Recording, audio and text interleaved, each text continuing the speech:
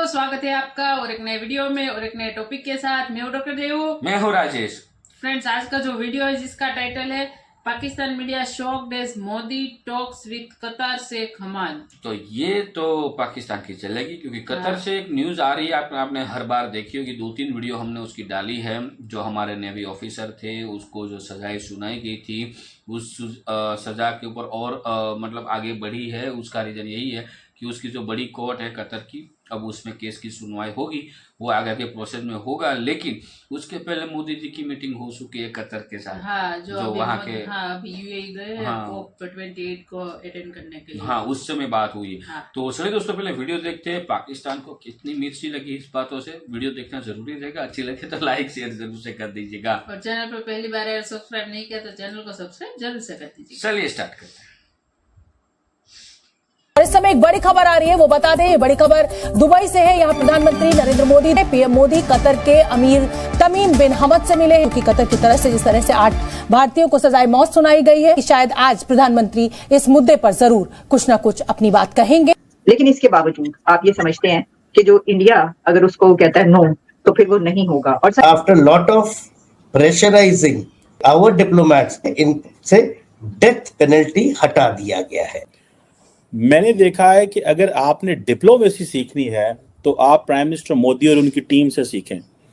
किस तरह वो जैसे ऐसे लग रहा है जैसे यूएई में कॉन्फ्रेंस मोदी साहब करा रहे हैं मोदी साहब करवा रहे हैं। तो इंडिया की जरूरत कहीं ना कहीं कतर को हर टाइम पे पड़ेगी। और मैं आपको ये आज पहले ही आपको ये पेशगोई कर रहा हूँ कि ये जो केस है ये खत्म हो जाएगा और जो इंडिया के 8 ऑफिसर्स हैं वो वापस चले जाएंगे अपनी कंट्री के अंदर।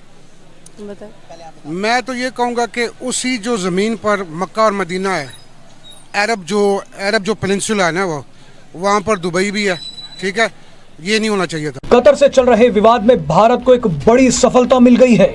भारत सरकार के एक्शन के बाद भारतीय नौसेना के 8 पूर्व नौसैनिकों को अब फांसी नहीं होगी, क्योंकि इंडिया जो है वो एक इकोनॉमिकली बहुत स्ट्रॉन्ग कंट्री है और उनकी LNG की डील चल रही है कतर के साथ। हमारा कोई वहाँ पे केस बन जाता है या हमें जेलों में डाल देते हैं या इवन हमें मर्डर भी कर देते हैं, हमारा मुल्क हमारे पीछे नहीं खड़ा होता। जिस तरह आज इंडिया का मुल्क सिर्फ 8 लोगों के लिए उनके पीछे खड़ा हुआ है और वहाँ पे देखिए सिर्फ 8 लोग हैं। और मैं आपको बता दूं, इस टाइम मेरी फिगर गलत हो सकती है, 10,000 से ज्यादा लोग सऊदी अरब की जेलों के अंदर पाकिस्तानी बैठे मौजूद है। और हमने उनके लिए क्या किया, दूसरे नंबर पे उनके सिर्फ 8 लोगों ने जो है उनके फॉरेन मिनिस्टर के, मैं लास्ट कुछ दिन पहले जो है वो देख रहा था प्रेस कॉन्फ्रेंस, उन्होंने कहा मैं पर्सनली इस केस को लेके चलूंगा, मतलब मैं अपनी पूरी गहरी नजर रखूंगा और इस केस को मैं खुद लेके चलूंगा।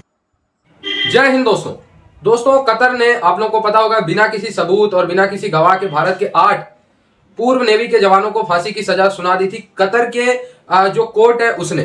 अब दोस्तों, COP 28 की मीटिंग के दौरान प्रधानमंत्री नरेंद्र मोदी जी से खुद कतर के शेख हमाद की बातचीत हुई।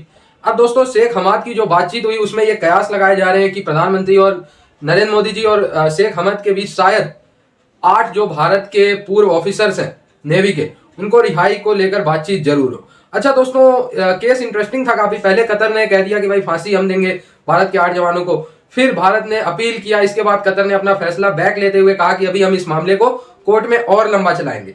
लेकिन दोस्तों, आप लोगों को मैं बता दूं कि कतर में कोर्ट की कोई वैल्यू नहीं रह जाती अगर शेख हमद कोई बात बोल दे, क्योंकि दोस्तों मान के चलो कि कतर में पूरा राजशाही ही है। अगर शेख हमद का एक डिसीजन आ जाता है कि उन 8 नेवी ऑफिसर्स को छोड़ना है, तो फिर सारा केस वहीं पे रफा दफा हो जाता है। क्योंकि दोस्तों, जो कतर में राजशाही व्यवस्था है उसमें जो सर्वोच्च है वो कतर के शेख हमद ही है। अगर मोदी जी से उनकी डायरेक्ट बातचीत हो जाती है तो 8 जो हमारे जवान है वो डायरेक्ट भारत वापस आ सकते हैं। कि वो इस सारे मैटर को कैसे देखते हैं और इसमें नुकसान कतर का होगा या इंडिया का होगा, और आखिर कतर को अब क्या जरूरत पड़ी कि उन्होंने जो अपना फैसला था उसके ऊपर नरमी क्यों की है। सबसे पहले तो ये केस को स्टडी करना चाहिए, ये केस है क्या। पाकिस्तानी मीडिया के ऊपर जो पिछले 1-2 दिन से वो चल रहा था कि 8 जासूस जो हमने वो इंडिया के पकड़ लिए हैं। कतर ने 8 इंडिया के जासूस पकड़ लिए हैं और जनाब उनको जो है वो डेथ पेनल्टी भी दे दी गई है। लेकिन अब जो नई खबर सामने आई है उसके मुताबिक ये है कि उन्होंने वो खबर वापस ले ली है, मतलब वो फैसला वापस ले लिया है और अब मजीद जो केस है वो आगे परसू करेगा। इसराइल की जो सी इंटेलिजेंस एजेंसी है, कहा यह जाता है दुनिया में बड़ी मतलब मानी जाती है, बड़ी उनके पास टेक्नोलॉजी है, ये है वो है, क्या उन्हें भी फिर इंडिया की जरूरत पड़ गई? लेट्स सपोज अगर वो जासूसी कर रहे थे इसराइल के लिए, तो इसका मतलब इसराइल को भी इंडिया की जरूरत पड़ गई जासूसी के लिए। जाहिर है, हम तो सारी जिंदगी यही सुनते रहे, ISI नंबर 1, ISI नंबर 1। ठीक है, तो हम वही सुनते रहे, लेकिन हकीकत में कुछ और था, हमें कुछ और पढ़ाया गया है। और अब आपके सामने आ रहा है कि इंडिया की जरूरत पड़ रही है, और इंडिया वैसे भी इकोनॉमिकली हमसे बहुत आगे है, तो इंडिया की जरूरत कहीं ना कहीं कतर को हर टाइम पे पड़ेगी। और मैं आपको ये आज पहले ही आपको ये पेशगोई कर रहा हूँ कि ये जो केस है ये खत्म हो जाएगा, और जो इंडिया के 8 ऑफिसर्स हैं वो वापस चले जाएंगे अपनी कंट्री के अंदर, क्योंकि इंडिया जो है वो एक इकोनॉमिकली बहुत स्ट्रांग कंट्री है, और उनकी LNG की डील चल रही है कतर के साथ, जो कि 20 साल एक मुआहिदा और $1 ट्रिलियन मुआहिदा है, उसको कतर कभी भी नहीं खराब होने देगा। क्योंकि कतर की आप देखें ना, कतर की पूरी जो मईशत है वो ऑयल की बेस के ऊपर चल रही है, और उसने अपनी LNG जो है वो उसको बेचनी है, और 20 साल का ये पूरा उनका प्रोग्राम है। अच्छा नहीं, लेट्स सपोज एक दूसरी साइड पे अगर देखा जाए, लेट्स सपोज ये सजाए मौत हो जाती है, जो इंडियन फॉर्मर ऑफिसर है उन्हें हो जाता है, ये जो कतर का डिसीजन है, क्योंकि कतर में ये भी चीज मैं क्लियर करता चलूं कि वहाँ पे जो अगर अदालतों का निजाम देखें या ओवरऑल जिसकी लाठी उसकी भैंस, क्योंकि बादशाही निजाम है वहाँ पे इस तरीके से। जी मैं यही डिस्कस करना चाह रहा था, उनका जो है वहाँ पे डेमोक्रेसी नहीं है, वहाँ पे बादशाह का निजाम है, और वहाँ पे एज सच कोई इतनी ज्यादा जुडिशरी जो है वो आजाद भी नहीं है। ठीक है, वो डिपेंडेंट होती है उस गवर्नमेंट के ऊपर। जैसे पाकिस्तान, इंडिया के अंदर जो है ना वो एक डेमोक्रेसी है, वहाँ पे अदालतें आजाद हैं, लेकिन वहाँ पे ऐसा हिसाब किताब नहीं है, वहाँ पे जो हुकूमत है उसी की लास्ट लाइन चलनी है। तो मैं आपको पहले से कह रहा हूँ कि ये सजाए मौत नहीं होगी, क्योंकि कतर जो है ना उसके अपने मामला, आप देखें कतर एयरवेज जो है वो पूरी दुनिया के अंदर चलती है, मानी जाती है, ठीक है, अपनी लग्जरी के हिसाब से। और इंडिया के बहुत से जो ऐसे मुसाफिर हो जो वहाँ पे इस वक्त ट्रैवल करते हैं, अगर वो उसी का बैन कर देना तो कतर को बहुत ज्यादा नुकसान होगा। ठीक है, और इस केस में अगर लेट्स सपोज कतर वक्ती तौर पे ये फैसला कर लेता है कि हम सजाए मौत देंगे, तो फिर भी नुकसान लॉन्ग टर्म अगर देखा जाए रिलेशन खराब होंगे और नुकसान ज्यादा कतर को होगा। जाहिर है कतर को नुकसान होगा, इंडिया को तो कोई नुकसान नहीं होगा। अब देखिए इंडिया जो है वो बहुत बड़ी पॉपुलेशन है, वहाँ पे उनको हर चीज चाहिए और बाकी सारे मामले चाहिए, वो किसी और मुल्क से ले लेंगे, लेकिन इनकी जो पूरी की पूरी इकोनॉमी है वो डिपेंड कर रही होती है ऑयल के ऊपर। ये जितनी गल्फ कंट्रीज हैं, चाहे वो सऊदी अरब है, कतर है, ओमान है, जितने भी ये कंट्रीज हैं, इनकी ऑयल के ऊपर चल रही होती है, और इन्होंने इनके साथ डील बनाई, और जो कि वो डील खराब करना कभी नहीं चाहेंगे, और ना ये कभी डील खराब हो सकती है, इसलिए इनको वो फैसला वापस ही लेना पड़ेगा। अच्छा दिलशाद भाई, ये तो इंडिया का और कतर का आपस का एक इशू है, मामला चल रहा है, और जो ओपनली पूरे नजर आ रहा है कि भाई इंडिया इसे बहुत बेहतर तरीके से लेके चल रहा है, लेकिन हमारा यहाँ पे ये डिस्कस करना मेरे ख्याल से उस तरीके से नहीं बनता कि भाई इंडिया ये जंग जीतेगा, यानी ये जो सी एक कानूनी जंग है, ये इंडिया जीतेगा या कतर जीतेगा। हमारा यहाँ पे जो मेन एक कंसर्न है कि इंडिया की फॉरेन पॉलिसी को देख ले, पाकिस्तान की फॉरेन पॉलिसी को देख ले। हमारे यहाँ पे भी बहुत सी ऐसी एग्जाम्पल, डॉक्टर आफिया सिद्दीकी की अगर बात करें, कितने ही सालों से वो वहाँ पे मतलब जेल में हैं, और हमारे यहाँ पे नारे लगाए जाते हैं, हर इलेक्शन में ये कहा जाता है, मतलब एक मोटिव रखा हुआ है कि भाई आप हमें वोट दें, हम डॉक्टर आफिया सिद्दीकी को वापस लाएंगे, ना तो वो वापस आ रही है। सऊदीया की जेल में जो हमारे पाकिस्तानी जितने बड़ी तादाद में वहाँ पे मौजूद हैं, कैदी हैं, कोई किसी जुर्म में, कोई किसी जुर्म में, हम तो उन्हें नहीं छुड़वा पाते।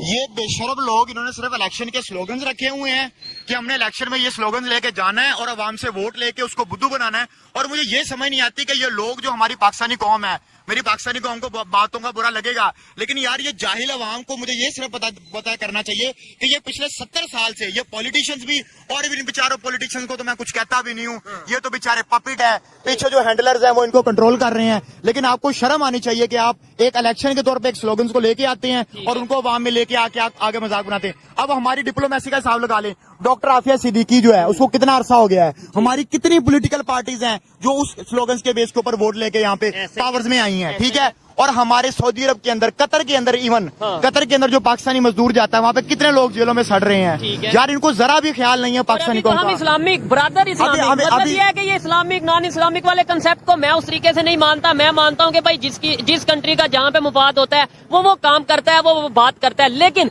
हमें यहाँ पे ये बताया जाता है ब्रदर इस्लामिक कंट्रीज, हम यूनिटी है पूरी दुनिया में, जो 57 या OIC कंट्रीज हैं सब यूनाइटेड हैं। तो हम तो इस्लामिक कंट्रीज होके कतर की जेलों से अपने कैदी नहीं छुड़ा पा रहे। इंडिया दूसरी साइड पे जो है वो एक सेकुलर कंट्री है, और हमें यहाँ पे बताया जाता है वो तो हिंदुओं का कंट्री है, तो वो अपने फॉरेन पॉलिसी को इतने बेहतर तरीके से लेके नहीं। पहले नंबर पे तो मैं आपकी इस बात से इख्तलाफ रखूंगा, कोई वो हिंदू कंट्री मुझे नहीं लगता, वहाँ एक सेकुलर कंट्री है। बताया जाता हमें ये बताया जा रहा है, हमें तो और भी बहुत कुछ बताया जा रहा है जो कि हकीकत के बरक्स है। अभी भी देखिए हमारी डिप्लोमेसी का हिसाब लगा ले कि हमारे पास जो सऊदी अरब मुसलमान, ये जो हमारे मुसलमान कह लो, पाकिस्तानी कौम कह लो, वो कहते हैं कि हमारा सेकंड होम है। और भाई आपके सेकंड होम के अंदर आपके जो है वो मुल्क के जो लोग हैं बेचारे मजदूर जो अपनी फैमिली के लिए रोजगार कमाने के लिए वहां पे गए। पहले नंबर पे तो मुझे ये बात बताएं, आपको यहाँ पे रोजगार के मौके क्रिएट करने चाहिए। सो थैंक यू दोस्तों वीडियो को यहाँ तक देखने के लिए। और तो पाकिस्तान को तो मतलब ये वो बंदा तो यही बोल रहा है कि वहाँ पर ये सही चीज़ें होनी नहीं चाहिए थी भाई, क्योंकि वो इस्लामिक कंट्री है जहाँ पे ये स्कॉप की मीटिंगें हुई वहाँ पे, क्योंकि मोदी जी लीड कर रहे हैं भाई। हाँ। जितने भी देश के वो वहाँ के पीएम आए थे उन सबको लीड मोदी जी कर रहे हैं। तो भाई मोदी जी करेंगे, क्यों नहीं करेंगे भाई? उसके पास से लोग उसको सुनना भी चाहते हैं और उसके काम करने के तरीके भी जानना चाहते हैं, क्योंकि डिप्लोमेटिक मोदी जी के सामने या तो मोदी जी हमारी जो पार्टी है बीजेपी उसके सामने डिप्लोमेटिक तौर पे किसी को वो जीतने नहीं देते। ठीक है, ये भी एक बात है। और दूसरी बात है कूटनीतिक तौर पे कुछ नहीं बचता तो मोदी जी के पास वो तो है ही कूटनीतिक तौर वाला रास्ता, तो ये भी होगा। लेकिन ये सबसे अच्छी बात है, हमारे जितने भी नेवी ऑफिसर थे उनको जो फांसी की सजा मिली थी वो अब रद्द हो चुकी है। आगे जाके क्या प्रोसीजर होता है, कोई अपडेट आती है तो हम जरूर से वीडियो लाएंगे। लेकिन पाकिस्तानियों, आप है ना औकात के बाहर की बात करते हो तो ये बातें मत किया करो। पहले देश को स्ट्रॉन्ग करो। करीबन 82 खरब जो आपके ऊपर रुपयों का कर्जा चढ़ा है, कर्जा जो चढ़ा है उसको खत्म करने के लिए कुछ मेहनत करो। अदरवाइज जो जब आप भारत एक था, जब अखंड भारत था, उस समय जो गुलामी की हालात जो थी वो आपके ऊपर मंडरा रही है कहीं ना कहीं, तो उसके ऊपर ध्यान दो। ये आपके लिए अच्छी बात है। विश्व में क्या होता है उससे तो आपको कोई लेना देना नहीं, क्योंकि विश्व जो है 21वीं सदी में जी रहा है और आप जो है 19-20 वाली में हो, तो आपको भी कुछ फर्क नहीं पड़ेगा और विश्व को भी आपसे कुछ फर्क नहीं पड़ेगा। हाँ, और वो एक बंदा था उसने बोला था कि अगर ये सब हमारे साथ होता तो हमारा कंट्री और हमारी गवर्नमेंट हमारे साथ नहीं खड़ी होती। कभी नहीं खड़ी। अरे नहीं, वो तो वहां बनने पे देती कि जाओ। अरे ये बंदा अभी इसीलिए बोला कि वहां पे जब बाढ़ आई थी पाकिस्तान में तब बहुत सारी कंट्री ने हेल्प भी की थी और बहुत सारी कंट्री ने पैसा भी दिया था। हाँ। वहां की गवर्नमेंट ने कुछ नहीं किया, उसको जैसे मरना था उसको मरने दिया, जो होना था वो होने दिया। पैसा कहाँ गायब हो गया पाकिस्तान की आवाम को हाँ, पता नहीं। दूसरों ने ये वो उन लोगों पीड़ित लोगों को दिया था वो भी खा लिए, वो भी सब कुछ खत्म हो गया भाई।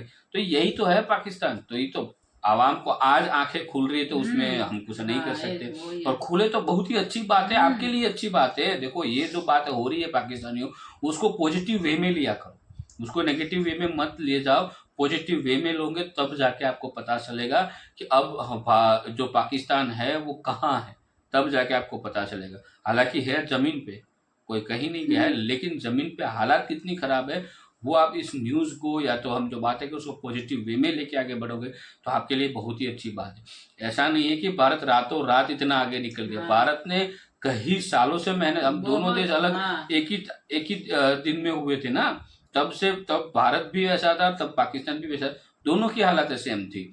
लेकिन भारत आगे निकल गया क्योंकि भारत ने तब से मेहनत करना स्टार्ट किया और पॉजिटिव वे में स्टार्ट किया। और आप वही के वही रहे, जो ये 72 हुरों वाली बात, जज्बा काफिर ये फिर गजवाए हिंद, जम्मू एंड कश्मीर, आप इन्हीं सारी बातों में उलझे रहे और भारत ने उसका काम कर दिया मेहनत करके, क्योंकि हमें हमारे देश को स्ट्रॉन्ग करना था और आपको देश को खत्म करना था। डिफरेंट इतना था। इस वीडियो को यहाँ पे समाप्त करते हैं। फिलहाल हम आपसे विदाई लेते हैं, मिलते हैं और अगले वीडियो में आपके साथ। टिल देन जय हिंद, जय भारत।